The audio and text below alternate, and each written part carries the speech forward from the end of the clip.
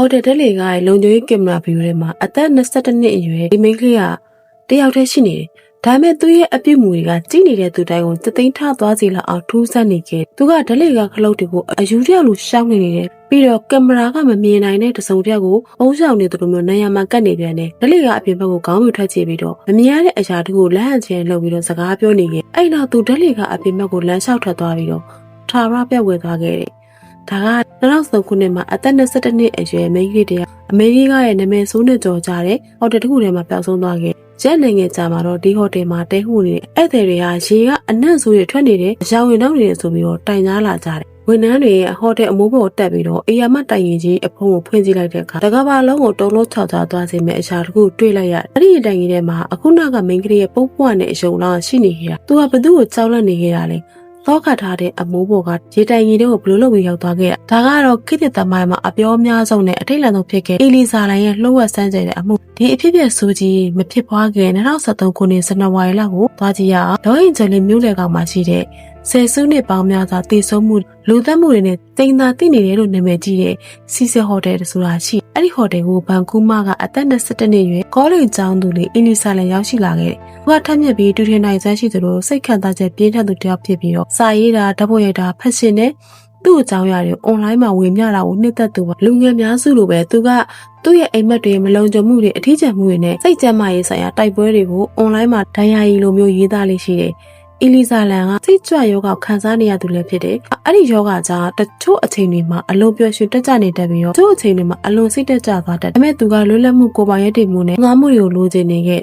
2013ခုနှစ်ဇန်နဝါရီလမှာအမေရိကန်နောက်ဘက်ကမ်းရိုးတန်းတက်ရှာခရီးတရထဲသွားဖို့ဆုံးဖြတ်ခဲ့ပြီးတော့မြို့ရီတစ်မျိုးရောက်သွားခဲ့တယ်။သူမိဘတွေကစိတ်မချဘူး။အမီလီကိုဆေးပုံမှန်တောက်ဖို့ဖုန်းနေတိုင်းဆက်မယ်ဆိုတဲ့ဂရီကိုပေးပြီးတော့လှုပ်ခဲ့တယ်။မြို့ရီတစ်မျိုးရောက်တဲ့အခါသူ့ခီးစဉ်ကိုမှတ်တမ်းတင်ခဲ့တယ်။မိဘတွေကိုလည်းသူဘေးကင်းကြောင်းပုံမှန်တောင်းကြနေခဲ့တယ်။ကယ်လီဖိုးနီးယားကိုရောက်တဲ့အခါမှာလည်းစတိုးဆိုင်တွေစာအုပ်ဆိုင်တွေနဲ့ခီးသွွားနေရာတွေကိုလေပတ်ရေးခီးသွွားခြင်းကနေတစ်စိကိုရှာဖွေခြင်းနဲ့မိန်းကလေးတယောက်ရဲ့စိတ်လှုပ်ရှားမှုတွေနဲ့ပုံမှန်အတိုင်းရှိနေခဲ့တယ်။ဇန်နဝါရီ26ရက်မှာသူကလော့အင်ဂျယ်လီမြို့လေကစီစစ်ဟိုတယ်မှာတည်းခိုခဲ့တယ်။အစာပိုင်းမှာတော့ဘာမှထူးခြားမရှိဘူး။ဟိုတယ်ကဈေးသက်သာပြီးတော့ကြောဖို့အိတ်နဲ့ခီးသွွားသူကြမှာရေပန်းစားပေမဲ့ပဝင်းကျင်ကတော့ရာဇဝတ်မှုမူရည်စေဝါနဲ့အင်ချီယာမိတ်တွေကြောင့်နာမည်ဆိုးရှိနေတယ်။ရပိုင်းသိမ့်မကြခင်မှာသူ့ရဲ့ထူးဆန်းတဲ့အပြုအမူတွေကတခြားဧည့်သည်တွေကိုကြောက်လန့်စေတာကြောင့်ခန်းပြောင်းပေးခဲ့ရလို့ပြောတယ်။ဘာကြောင့်လဲဆိုရင်အသေးသေးအချက်လက်တွေကတော့မရှင်းနေသေးပါဘူး။နောက်ရက်အနေငယ်ကြာမှသူကမြို့ထဲမှာတယောက်တည်းလျှောက်သွားနေပြီးမိသားစုအတွက်လက်ဆောင်တွေဝယ်တယ်။အနီးနားစတိုးဆိုင်က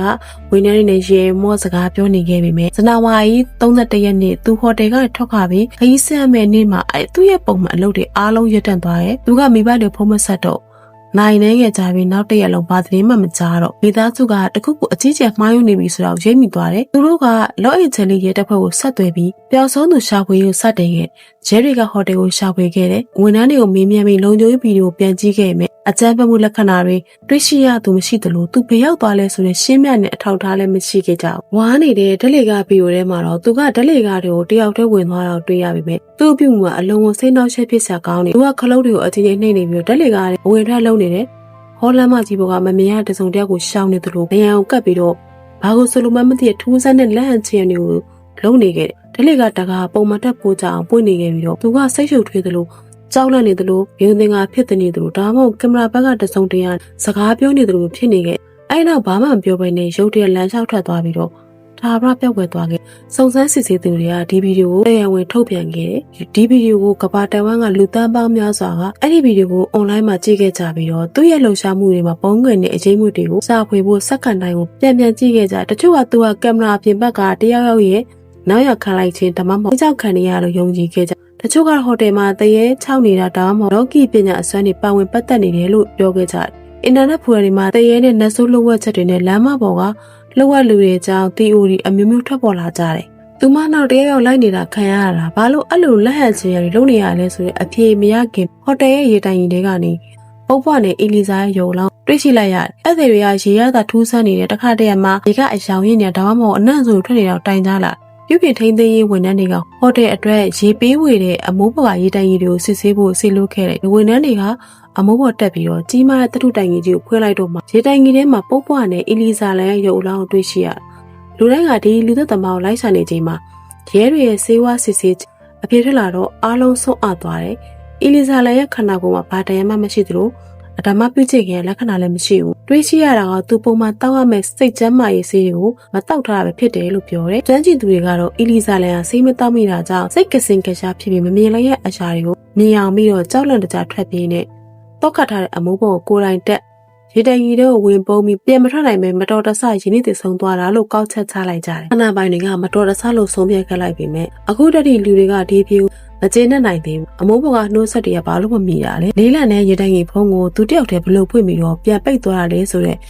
မင်းဦးတွေကဒီနေ့ထိသမားရဲ့လှုပ်ဝက်ချက်ဖြစ်ကြံနေခဲ့တော့မယ်။ခါတည်းမှာအကြရဆုံးຢာတွေကလောကီပြမကတရေတစီတွေမဟုတ်ပဲ။ရီယောရင်ထဲကမမြင်ရတဲ့စိတ်ဒုက္ခတွေဖြစ်နေတတ်တယ်။ငယ်ချင်းတို့အီနီစာရဲ့တေဆုံးမှုကတကယ်ပဲမတော်တဆမှုလို့ထင်ကြတာ။ဒါမှမဟုတ်နောက်ကွယ်မှာတခုရှိနေ